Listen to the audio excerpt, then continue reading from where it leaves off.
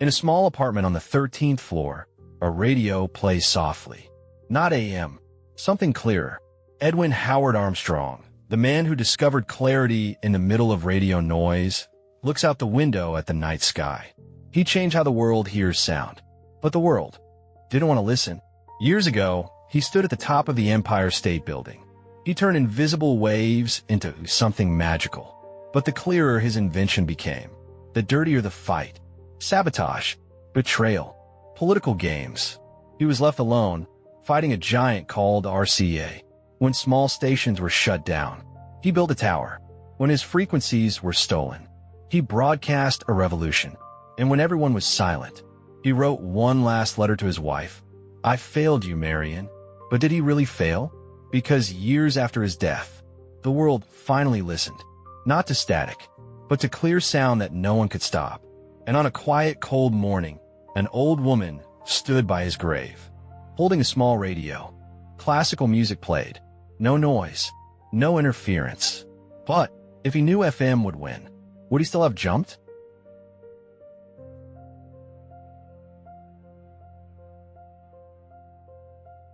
In a two-story house in Yonkers, New York, the Armstrong family lived a relatively comfortable life. His father, John Armstrong, was an executive at a large company in Manhattan, while his mother, Emily Armstrong, was a graceful woman, disciplined yet full of love for her children. Edwin Howard Armstrong was the third of 5 siblings. Although their life was comfortable, John always emphasized the importance of hard work and never wasting opportunities to learn. Emily often said that Edwin had always been different. When other children ran around the playground, Edwin would rather take apart old clocks in the living room, trying to understand how the tiny gears inside moved so precisely.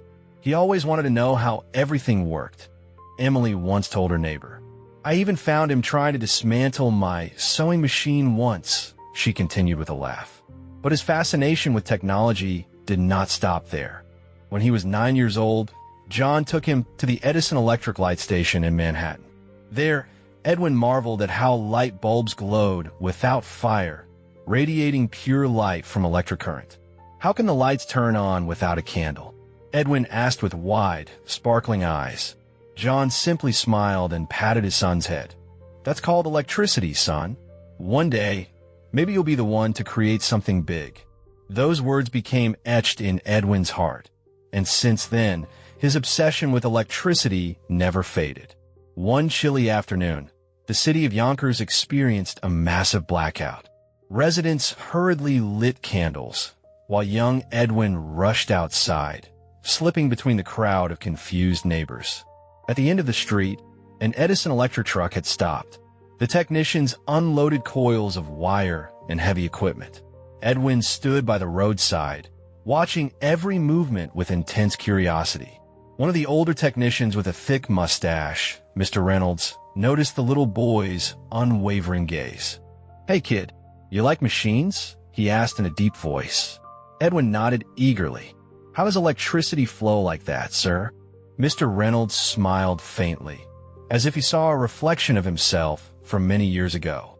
He called Edwin over and showed him how copper wires carried electric current and produced energy.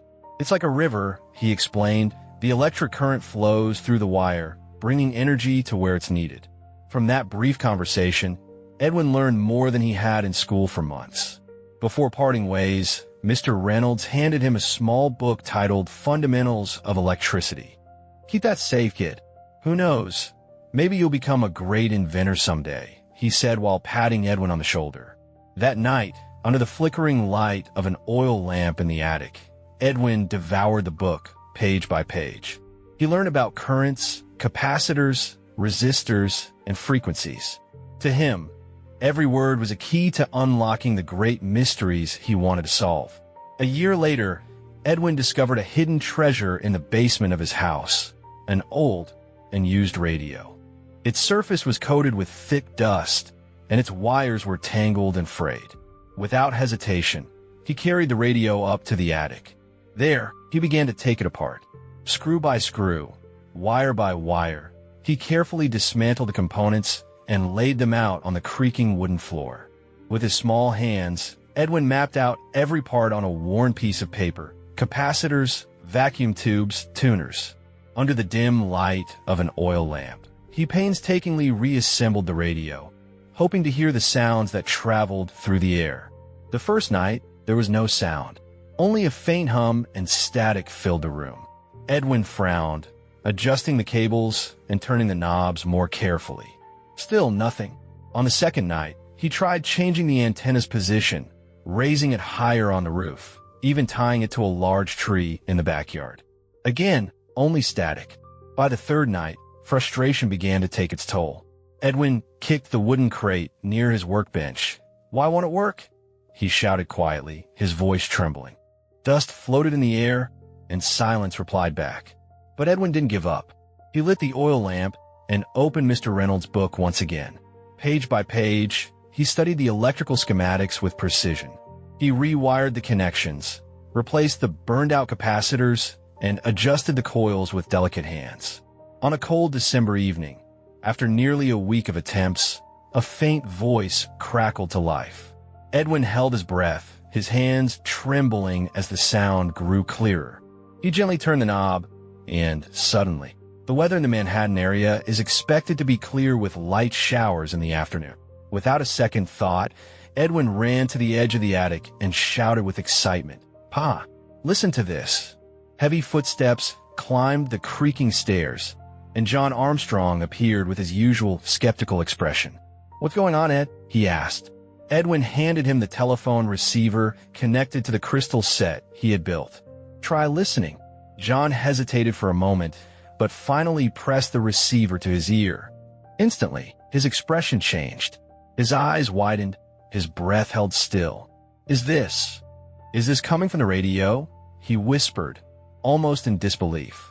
Edwin nodded enthusiastically. "I did it, Pa. The sound is flying through the air. And I caught it." John paused for a few seconds, then smiled, pride shining in his eyes. "You did it, son," he said softly, patting Edwin's head with a gentle hand. At the age of 14, Edwin perfected his device into what he called the crystal set radio, capable of capturing signals more clearly. He installed a long antenna stretching from the rooftop to a tall tree in the backyard. Every weekend, he would sit in the attic, turning the knobs and listening to distant voices, news broadcasts, music, even operator conversations. On cold, starry nights, Edwin would gaze out from the small window of the attic. He imagined those voices floating in the air, traveling through invisible waves, free from any boundaries. Before going to sleep, he would always write his discoveries in a small journal. On the last page, written in slightly faded ink, were the words, "If sound can travel through the air, what about other kinds of information?" In that dusty attic, surrounded by wires and old machinery, Edwin Howard Armstrong had just unlocked the door to a new world. Not just sound, but a new way for humanity to communicate. That attic became a sacred space for a young genius who would one day change the world of radio forever.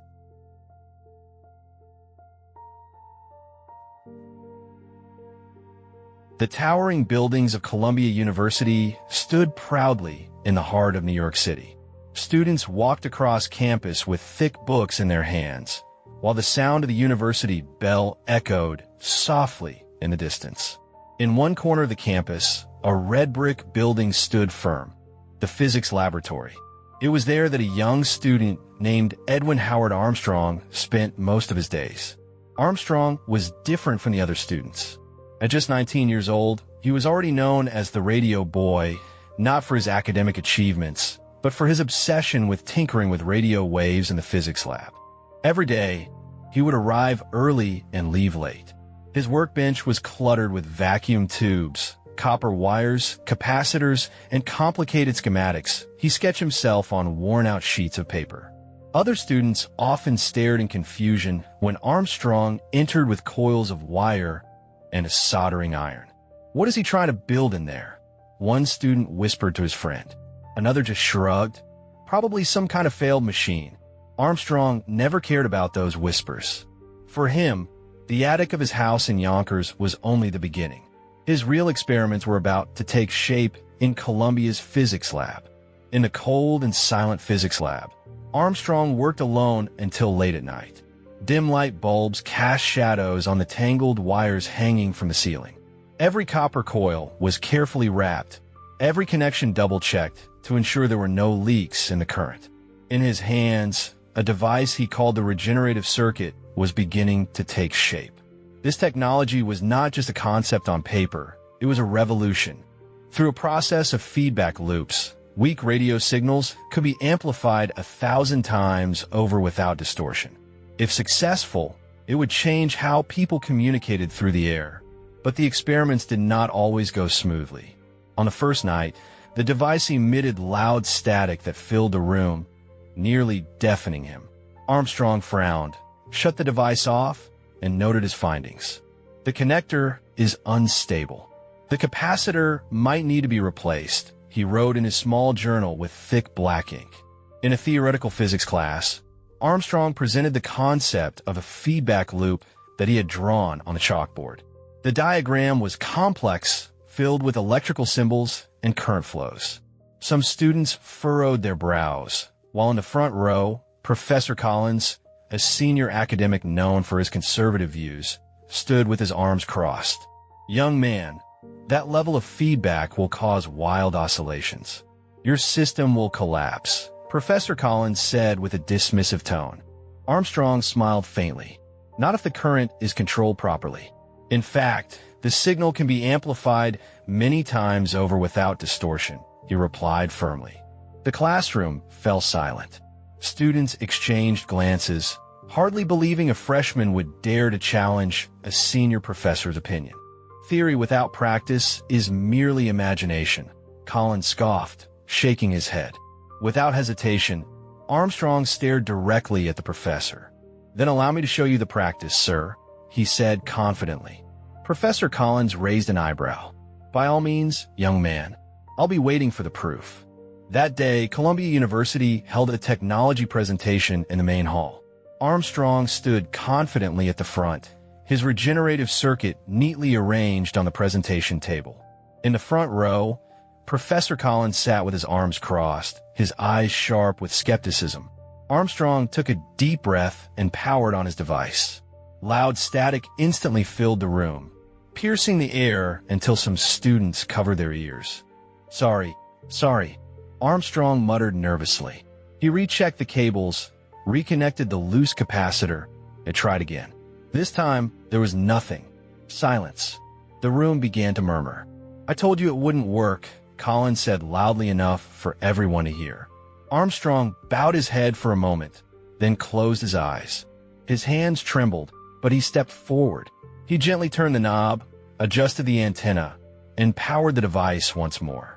This time, there was no static, no hum, just silence, until the soft sound of music drifted through the small speaker on the table. "Ladies and gentlemen, we are now broadcasting live from New Jersey." The room fell silent. The students who had mocked him moments earlier were now speechless. Professor Collins' face turned red.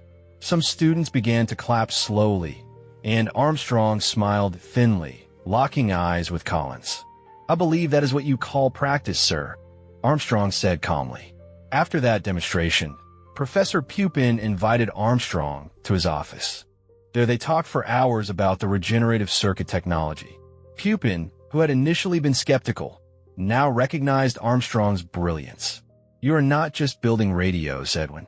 You are changing how we listen to the world," he said proudly. Armstrong began to be recognized across the campus, and news of his invention spread. In 1915, while showcasing his device at a technology exhibition in New York, Armstrong met a young executive from RCA named David Sarnoff. They spoke at length about how this technology could revolutionize global communication. "One day, radio won't just be in laboratories," Sarnoff said with conviction. "It will be in every home, connecting people across cities and even nations." Armstrong nodded, his eyes shining with excitement. "And it will be clearer, stronger, and more powerful than ever." At just 20 years old, Edwin Howard Armstrong was no longer just a student. He had shaken the world of academia, challenged senior professors, and caught the attention of powerful industry figures. But this success did not come without conflict. His next steps would lead him into the greatest corporate battle of his life, one that would test his perseverance, integrity, and vision for a better world.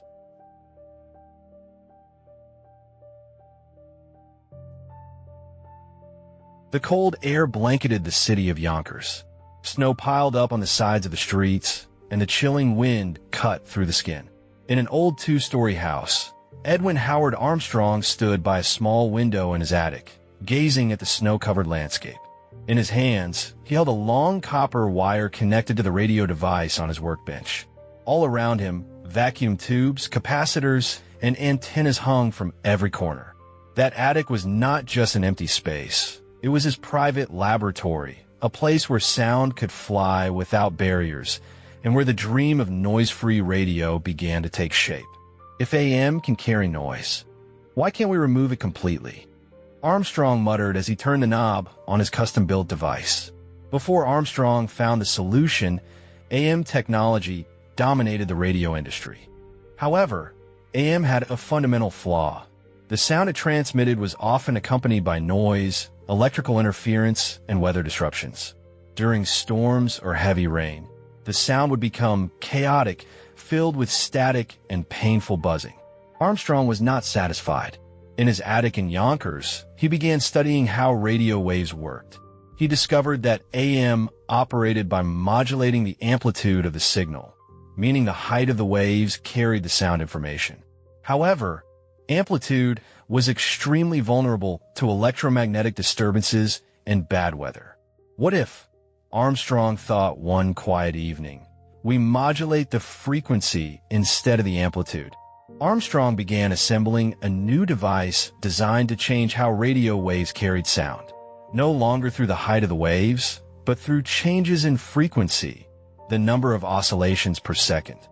In his hands, vacuum tubes were connected to copper antennas that he set up on the rooftop of his house. Long wires coiled along the walls, linking oscillators and capacitors. Night after night, he turned the dials, adjusting the frequencies manually while listening to the sound produced. At first, there was only static and humming. But on one calm winter night, as snow fell gently outside, the sound came through. There was no hum, no noise, just the clear, pure sound of classical music flowing from the small speaker on his workbench. Armstrong held his breath, his eyes bright with excitement, and a wide smile spread across his face. Frequency modulation. FM, he whispered with pride. He knew, that night, he had just created a new way to listen to the world. 2 years later, amid the bustling streets of New York City, Edwin Howard Armstrong stood atop the Empire State Building, the tallest building in the world at the time. The wind howled fiercely at that height, shaking the large antenna he had just installed.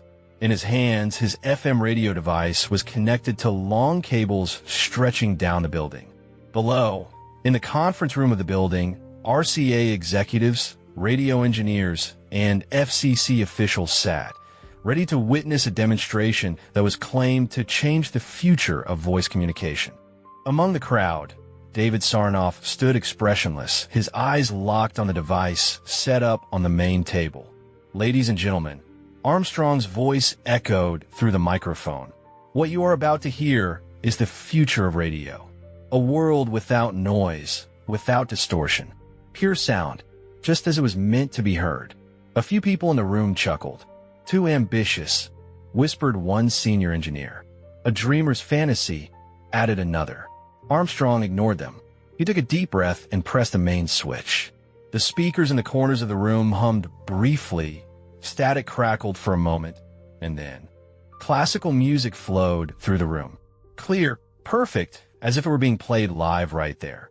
No hum, no interference, not even a hint of distortion. The engineers who had been skeptical moments ago exchanged bewildered glances, astonished and amazed. One of the RCA technicians whispered, "It's like hearing music for the first time." Armstrong stood tall atop the Empire State Building, gazing down at New York City, its lights sparkling like stars. The night wind whipped around him, his long coat flapping in the breeze. He smiled broadly, knowing that on that day, he had just carved his name into history. The next day, news about Armstrong's demonstration spread rapidly. Newspapers ran headlines. The birth of FM, a revolution in radio. But behind the celebration, shadows began to emerge. In an executive office at RCA, David Sarnoff stood by the window of his Manhattan office, his face tense. On his desk, reports from RCA technicians showed that FM technology was far superior to the AM system they had long dominated. If this goes public, AM is finished, one of the RCA executives said gravely. Sarnoff stared sharply, his fists clenched. We control the market. We control the frequencies. FM is not going anywhere. Sarnoff and representatives from AT&T held closed-door meetings at a luxury hotel in Manhattan with FCC officials. Their objective was simple: limit FM frequencies and protect AM's dominance. Decisions were made. FM frequencies would be moved to higher spectrums, far from standard radio receivers. Armstrong lost his broadcasting rights at the Empire State Building. Several local FM stations were pressured to shut down their transmissions. A few weeks later, Armstrong received an official letter from the FCC. We regret to inform you that your broadcasting rights in New York City have been suspended effective immediately. Armstrong stood at his desk, the letter shaking in his hands. His eyes reddened, and his breath grew heavy. This is not regulation. This is sabotage, he muttered in fury. In his laboratory in Yonkers, he stared at the FM antenna he had painstakingly set up.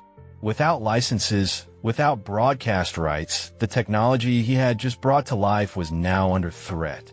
But Armstrong did not give up. In his private journal, he wrote in bold ink, "If they close the doors, I'll build my own station.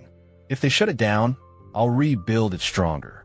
Amid corporate and political pressure, Edwin Howard Armstrong stood alone against the industrial giants. FM radio was not just technology for him. It was his dream, his obsession. With or without support, he was determined to show the world that clear sound was not a privilege. It was a right.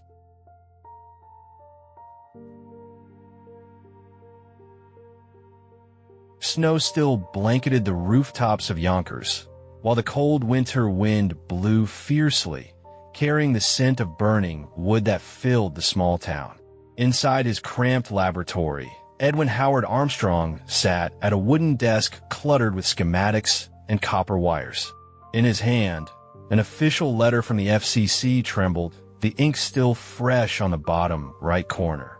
We regret to inform you that your broadcasting rights in New York City have been suspended effective immediately. Armstrong stared at the letter in silence. His jaw tightened, his fists clenched so hard the paper crumpled under the pressure. This isn't regulation. It's sabotage, he whispered in a low voice. His eyes burned with an anger that could not be hidden. Refusing to surrender to RCA and FCC's pressure, Armstrong made a bold decision. With his own money, he purchased a piece of land in Alpine, New Jersey, right on a hilltop overlooking the Hudson River. There, he planned something monumental, the largest FM broadcast tower in the United States. Construction crews arrived, and a 400-foot steel tower began to rise, towering over the snow-covered pine trees. The townspeople watched in awe as Armstrong stood at the top of the tower with binoculars in his hands, gazing across the horizon. "From here," he said to one of the workers, "we will broadcast to the world. No more noise. Just pure, clear sound." 3 months after the tower stood tall, something strange began to happen. On a cold night, as snow fell heavily, the FM signal that had just been activated suddenly died without warning. Armstrong rushed to the control panel in his laboratory. The indicator lights blinked red, and static crackled from the speakers. He checked the wiring and found something strange. The main antenna cable was cut, as if severed deliberately. Without hesitation, Armstrong called his technicians, and they sped to the tower's location. When they arrived, they found something shocking. The main copper cable connecting the antenna to the transmitter had been sliced cleanly, as if by a hacksaw. In the snow-covered ground, footprints trailed off towards the back fence, disappearing into the woods. "Sabotage," Armstrong murmured as he knelt down, inspecting the fresh cut on the cable. His eyes narrowed sharply. "They can't kill this. Not this way." The news of the sabotage spread quickly within the radio industry. Some called it an accident, while others whispered it was a planned act of destruction. But Armstrong knew there was only one name bold enough to do this: David Sarnoff. One afternoon in New York City, Armstrong marched into the main lobby of RCA's headquarters with determined steps. The security guards barely had time to react as he burst through the executive meeting room doors. Sarnoff was standing by the large window, gazing over the city with his hands clasped behind his back. When the door slammed open, he turned slowly, his smile thin and cold. "Edwin," he greeted flatly, "you sabotaged my tower," Armstrong accused without hesitation. Sarnoff chuckled, stepping forward calmly. "Your tower? I thought the FCC made it clear you have no right to broadcast in New York." Armstrong stepped forward, his eyes locked firmly, unyielding. "I know it was you, Sarnoff. You think you can buy every frequency, every politician, but you can't buy science. You can't buy the truth." Sarnoff smiled, then patted Armstrong's shoulder gently. "Science? Oh, Edwin, science doesn't win wars. Influence does. Money does." Armstrong's fist clenched tightly, and before anyone could stop him, he swung a punch square into Sarnoff's jaw. Sarnoff stumbled back, blood trickling from the corner of his mouth. Security guards rushed in, grabbing Armstrong and dragging him out of the building. Outside, under the heavy snowfall, Armstrong stood with his breath steaming in the icy air, his face flushed with rage. But his smile did not fade. "If they want war, I'll give them one," he whispered with firm resolve. After the incident, Sarnoff moved more aggressively.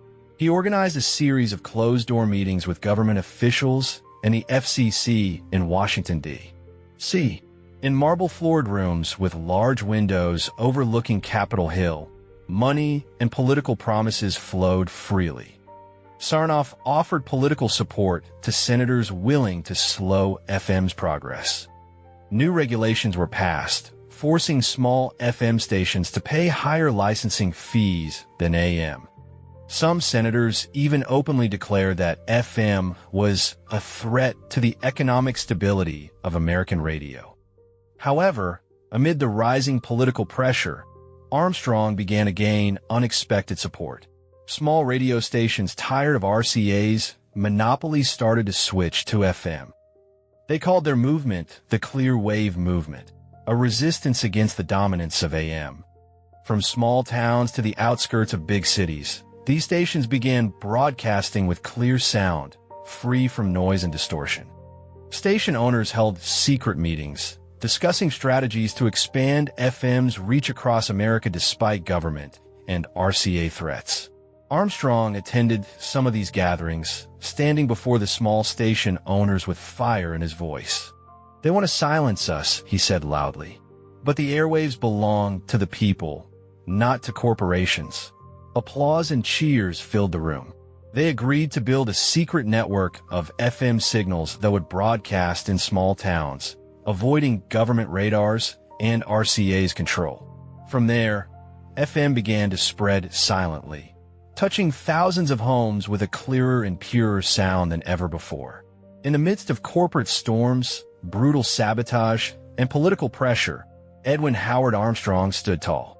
His FM tower in Alpine broadcasted stronger than ever, and the support from small radio stations continued to grow. The Clear Wave movement became a symbol of resistance against monopoly, bringing hope that clear sound belonged to everyone, not just those in power.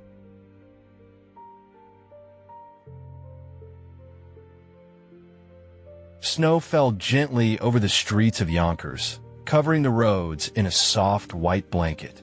In his small laboratory, Edwin Howard Armstrong stared out the window at the towering FM tower in Alpine. Despite the biting winter wind, the tower continued to broadcast its clear signal, reaching the corners of small towns that believed in sound without distortion. Inside his room, filled with schematics and radio equipment, Armstrong sat holding a letter. On it, the RCA logo was clearly printed, alongside signatures from their legal team. We regret to inform you that the court has ruled in favor of RCA.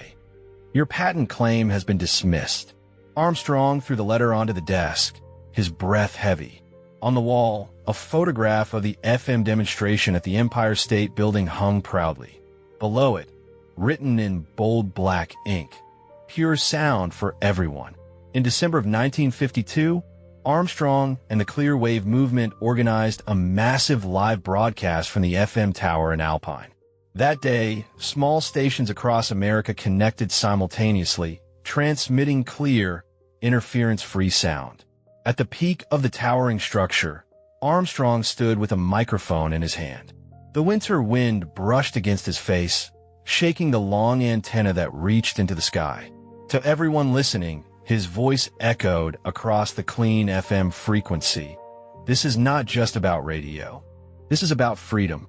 The right to hear clearly. The right to speak without interference. Today, we prove that the airwaves belong to the people. A flash of memory surged through his mind. Armstrong stood atop the Empire State Building, fierce winds whipping around him. At his feet, copper cables stretched across the rooftop, and in his hands, a small device connected to the antenna. Ladies and gentlemen, his voice echoed in his memory. What you are about to hear is the future of radio. The speakers in the Empire State's conference hall played classical music with pristine clarity. No noise, no interference. The engineers were astonished, while Armstrong gazed over the New York City skyline with a proud smile. That day, history was made. Dusk fell over New York City, bringing with it a biting chill. Marian Armstrong looked across the small wooden table at her husband. On the table lay stacks of bills, foreclosure notices, and court documents denying their final appeal against RCA. "We still have a chance, Edwin," Marian whispered, her voice trembling. "We can appeal. We can fight." Armstrong smiled faintly, looking at her with gentle yet tired eyes. "I've been fighting my whole life, Marian," he said softly.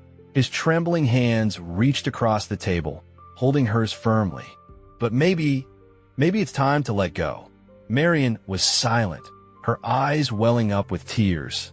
"You never let go," she whispered, her voice cracking. "You taught me that."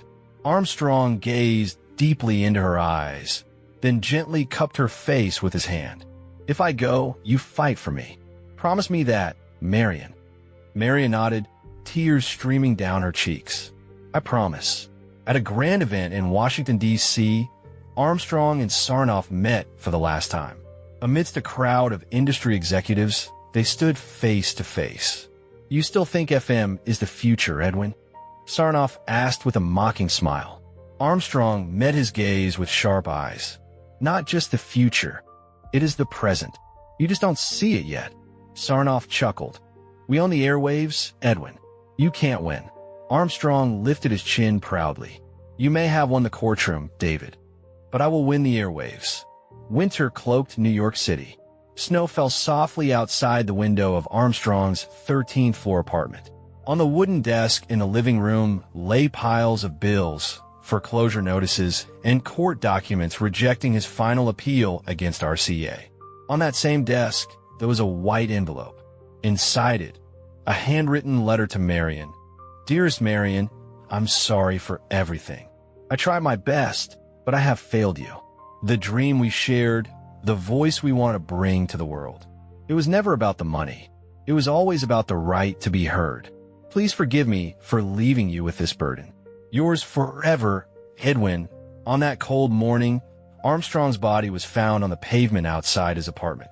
Snow blanketed his lifeless form, while in the distance, the FM signal from the Alpine Tower continued to broadcast, clean and clear, just as he had dreamed. Ironically, not long after his passing, FM radio was adopted widely. Its superior sound quality and unmatched ability were finally acknowledged by the industry. New stations emerged, using FM technology to spread information, music, and news with crystal clarity. Marian Armstrong, empowered by her husband's legacy, continued the legal battle against RCA. In 1967, Marian won the patent case against RCA, receiving substantial financial compensation and securing the patent rights for FM. On a cold morning, Marian stood before Edwin Howard Armstrong's grave. In her hands, a small radio played, broadcasting the clear sound of FM. Tears streamed down her face, but her smile was full of pride. "You did it, Edwin," she whispered softly. "The world can hear you now." Classical music flowed gently from the radio, without noise, without interference, pure and perfect. Marian stood there, listening to every note, knowing that her husband's struggle was not in vain. In a small house in Texas, a young boy turned the dial on his father's radio. Clear music flowed through the room, filling it with warmth and clarity. His mother smiled, placing a hand on his shoulder. "That's FM, sweetheart. A man named Edwin Armstrong made that possible." The boy grinned, turning the volume up, and the music filled the house. Somewhere on the airwaves that Armstrong fought for, his voice still lived, pure, unbroken, and eternal.